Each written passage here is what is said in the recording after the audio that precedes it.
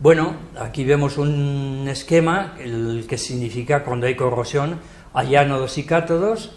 Los ánodos tienen un potencial más negativo, los cátodos un potencial menos negativo, y se establece unas pilas de corrosión entre unos y otros, hasta que poco a poco ese potencial se va equilibrando. Aquí vemos una protección que ya casi es protección del todo.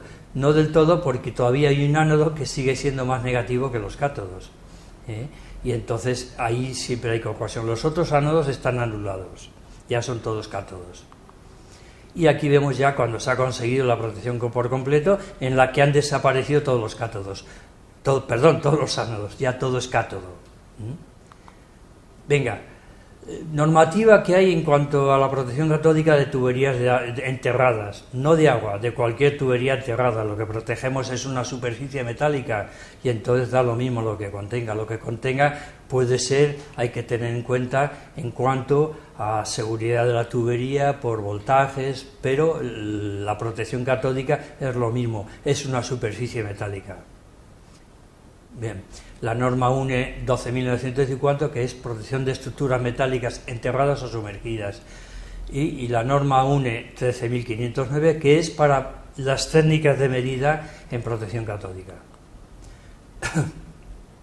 Conceptos básicos de protección catódica. Pues aquí vemos un esquema en el que a la izquierda hay dos esquemas. Uno, el de la izquierda, que es para ánodos galvánicos, protección con ánodo de sacrificio, en que conectamos un ánodo, que es el que está en la bolsa. Eso sería un ánodo de magnesio metido en una bolsa con un relleno de muy baja resistividad, que hace el efecto de agrandar el ánodo y que mejora el contacto entre el ánodo y el suelo. Y a la izquierda está la tubería, no se ve bien la tubería. Bueno, están unidos los dos, y el ánodo desprende corriente que pasa al cátodo, y a través del cable que los une pues se cierra el circuito de protección catódica, de corrosión del ánodo, protección del cátodo, que es la tubería, y protección catódica. Bien, y a la derecha tenemos el otro sistema en protección catódica, que se llama corriente impresa, corriente impuesta. Se impone esa corriente intercalando entre el ánodo y el cátodo una fuente de corriente continua,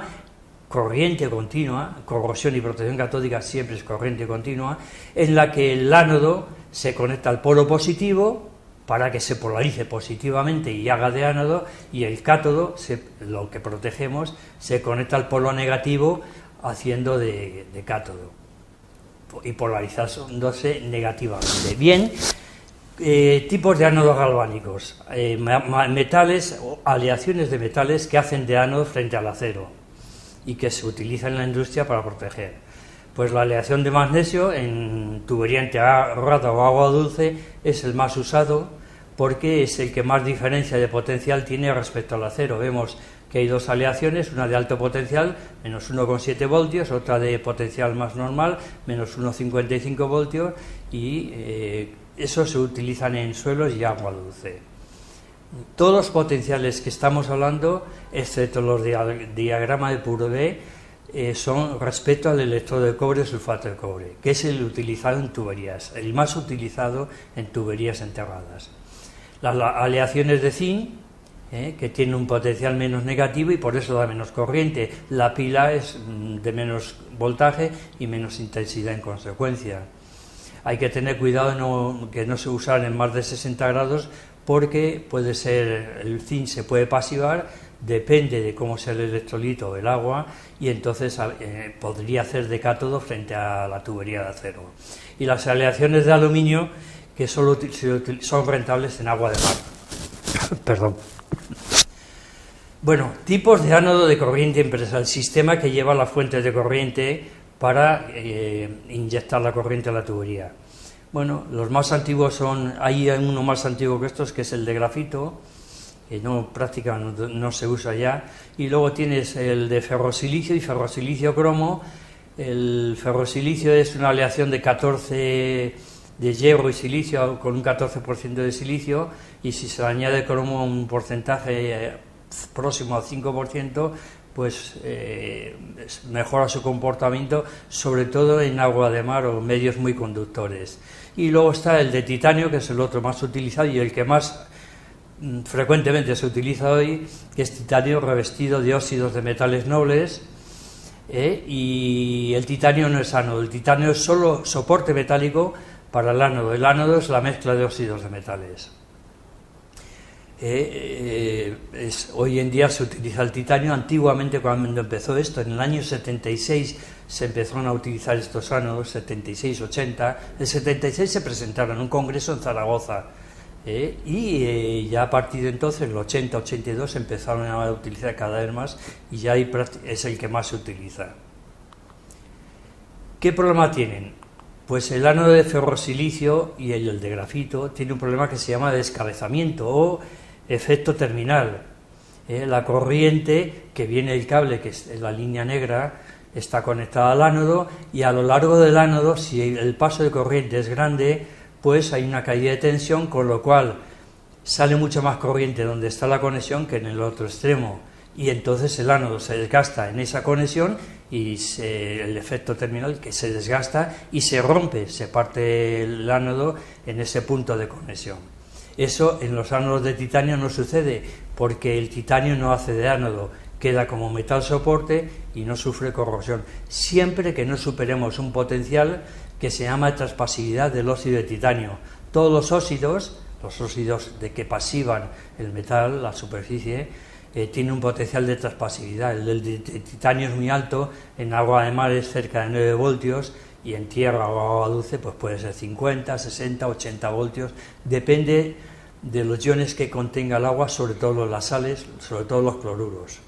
A mayor cantidad de cloruros, el potencial de transpasividad es más bajo, el potencial al que se rompe la capa de oxidación y la capa de pasivación del óxido que genera el metal, el óxido de titanio en este caso. Bien, ánodos galvánicos, ventajas y desventajas de un sistema y otro. Los ánodos galvánicos pues son más fáciles de instalar, lo habéis visto antes, es un ánodo enterrado y conectado a la tubería. Tiene menos controles de mantenimiento, menos coste, porque no hay que vigilar un fusible, una fuente de corriente que funciona o no funciona, que un día se va a la alimentación, y luego, como normalmente da muy poca corriente y se instalan muchos repartidos a lo largo de la tubería, pues la distribución de corriente es mejor que si solo se parte de un punto o dos puntos. En una tubería, por ejemplo, de 20 kilómetros, pues a lo mejor lleva un punto nada más, y claro, la distribución de corriente normalmente es peor. Y no necesita fuente de corriente externa, porque es una pila que genera el potencial, la diferencia potencial que hay entre ánodo y cátodo, ánodo y tubería. Las limitaciones son la baja corriente que puede dar cada ánodo, y que cuando las resistividades son altas son poco eficientes debido a que se pasivan. El óxido que se genera en el ánodo se queda pegado a la superficie metálica y acaba con un potencial menos negativo, menos anódico. La corriente impresa, pues si le damos al voltaje de la corriente, de la salida de corriente de la fuente, le vamos dando más corriente y pueden generar los ánodos mucho más corriente, dar salida de corriente mucho más alta. Con lo cual, cuanta más corriente necesitamos, más necesario es este sistema comparado con el otro. Y entonces, estructuras desnudas, tuberías desnudas o revestimientos de mala calidad o antiguos, muy dañados, pues entonces es más superficie metálica, necesita más corriente, y entonces es más interesante el de corriente impresa. En casos de alta resistividad no ocurre lo de los ánodos de magnesio, que no se pasivan. No tiene ese problema. Limitaciones, pues, o inconvenientes, pues los controles de mantenimiento son mayores para ver que la fuente funciona, que no se ha estropeado el fusible, que está alimentada. Bien, el coste del suministro eléctrico continuado las 24 horas del día durante todo su funcionamiento. Puede causar interferencias por corrientes vagundas. Si, por ejemplo, estamos protegiendo una tubería y ponemos los ánodos al lado de otra tubería metálica, la corriente puede canalizarse también por esa tubería metálica y generar unas corrientes vagundas que pueden dañar a la otra tubería. Para eso hay que tener cuidado en el diseño, nada más. Y puede causar daños por sobreprotección, con los ánodos de magnesio también por su potencial alto, pero es más normal en corriente impresa. daños de protección que pueden causar fragilización por hidrógeno de aceros, solo en aceros de alto límite elástico, sometidos a tensiones altas, y defectos del revestimiento veremos, por el cual al generar un pH muy alcalino en donde entra la corriente en la tubería, pues si es muy alto el potencial y el pH es muy alcalino, puede perder adherencia a ese revestimiento respecto a la superficie de la tubería, y si pierde adherencia, se despega, puede colarse electrolito agua en esa zona entre los dos, entre el revestimiento de la tubería, y causar corrosión. Y sin embargo nosotros estamos midiendo protección, porque el electrodo está fuera, no está dentro entre el revestimiento y la tubería.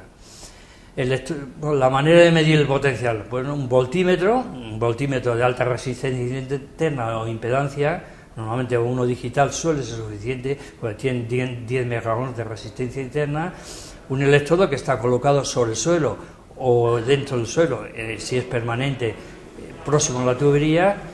Aquí ponemos el electrodo en todos los casos, el de cobre, sulfato de cobre, y la tubería. Medimos la diferencia de potencial que hay entre el electrodo y la tubería. Puede haber varios errores de medida, luego los veremos. Bien, los electrodos que se utilizan son estos que hemos visto antes, y este es el electrodo más común, el de sulfato de cobre, una varilla de cobre electrolíticamente puro, metida en una solución de sulfato de cobre con un tapón poroso que permite el contacto entre la varilla y el suelo. Criterio de protección, el que menos 850 milivoltios respecto al electrodo y de cobre, o menos 950 si hay bacterias. Sobreprotección a partir de menos 1200 milivoltios en revestimientos de calidad modernos, menos 1150 si no son estos, o por seguridad. Otras consideraciones y problemas que puede haber. Las corrientes vagabundas son corrientes que vienen de trenes electrificados cuya vía está en contacto con el suelo y pueden distribuirse por el terreno, y lógicamente se encuentran una tubería que es metálica, que es un buen conductor, entran en ella, cuando entran, penetran en la superficie, la protegen, hacen cátodo al entrar corriente continua, y cuando sale, pues es el ánodo y la perfora. ¿A qué velocidad? Pues 10 kilos por amperio año, 10 gramos por miliamperio año. Problemas de revestimientos, problemas del revestimiento por sobreprotección, pues ya lo hemos visto, pérdida de adherencia y que se puede colar el líquido, se puede colar entre los revestimiento y tubería. La medida de potencial, por haber problemas de la medida de potencial, dos, los más importantes, que el electrodo, el contacto del electrodo y el suelo o el agua tenga una resistencia muy alta, y entonces, comparada con la resistencia interna del voltímetro, tenga cierta importancia. Un 5% puede ser importante, un 1% significaría un error del 10% aproximadamente en la medida, y entonces te altera la medida. Normalmente el potencial en valor absoluto es menos negativo, podemos estar midiendo menos 700 milivoltios y a lo mejor tenemos un voltio real. Y la caída IR, que nos falsifica el potencial en la dirección contraria. Podemos estar leyendo un potencial de menos 3 voltios y realmente solo tener menos 850, menos 1000, o incluso de falta de protección con menos 600 milivoltios. Este se llama error IR. ¿Por qué? Bueno, vemos por qué se llama error IR. No se ve bien, ha salido la imagen. Bien, a la izquierda están los ánodos, que son los que desprenden corriente para llegar al cátodo, que no se ve, que es la tubería que está a la derecha, es el mismo dibujo que hemos visto antes. Entonces, en el paso de corriente entre la posición del electrodo de referencia y la superficie de la tubería hay un paso de corriente que provoca una caída de tensión entre el electrodo y la tubería, y donde entra corriente la tubería, y eso se llama, es un error de tensión, por la ley de Ohm, es intensidad por voltaje, produce una caída de tensión. Esa caída de tensión, pues a lo mejor es 1 voltio, 2 voltios, claro, mucho más alto que el valor del potencial que tenemos realmente. O aunque sea solo 200 milivoltios, si estamos midiendo menos 850, pues un error de 200 milivoltios ya es más de 1 voltio, y realmente a lo mejor no hay protección, pues la protección es muy justa, no es lo que estamos midiendo. El uso de probetas, para eliminar el error IR, ¿qué se hace? Cortar la corriente de protección catódica. Entonces, si cortamos la corriente de protección catódica, ya no hay paso de corriente y no hay caída IR, no hay error IR. Entonces, para eso podemos cortar la corriente de las fuentes de corriente, pero claro, si son muchas, por ejemplo, con un sacrificio a lo largo de la tubería, pues no las podemos cortar porque son simultáneas, hay que cortarlo simultáneamente y no se puede hacer, es muy difícil. O bien que son varias fuentes de corriente y entonces lleva su complicación y es caro. ¿Qué se puede hacer? Pues conectamos una superficie metálica de acero que le llamamos probeta, por ejemplo, de 10 centímetros cuadrados, de 1 centímetro cuadrado, la enterramos cerca de la tubería, la conectamos a la tubería en una caja de conexiones llamada caja de toma de potencial y se polariza como cualquier otro defecto de revestimiento de la tubería y se protege. Cortamos la conexión que hay interrumpimos la conexión que hay entre tubería y probeta y en ese momento en la probeta, en la tubería no, la tubería sigue estando protegida, la probeta ya está polarizada, al igual que la tubería, y ya no tiene el error IR porque no le entra corriente, está cortada su conexión con la tubería, y ahí medimos en ese momento el potencial que le queda a la probeta sin el error IR. Se llama instant off, y si se corta la corriente de un rectificador o de la conexión anodo, también se llama instant off, pero hay que hacerlo todos a la vez sincronizados. Y esto es todo, muchísimas gracias, espero que os haya servido de algo y nada, lo que queréis lo podéis preguntar cuando toque. Muchas gracias a todos y gracias a vosotros de la universidad.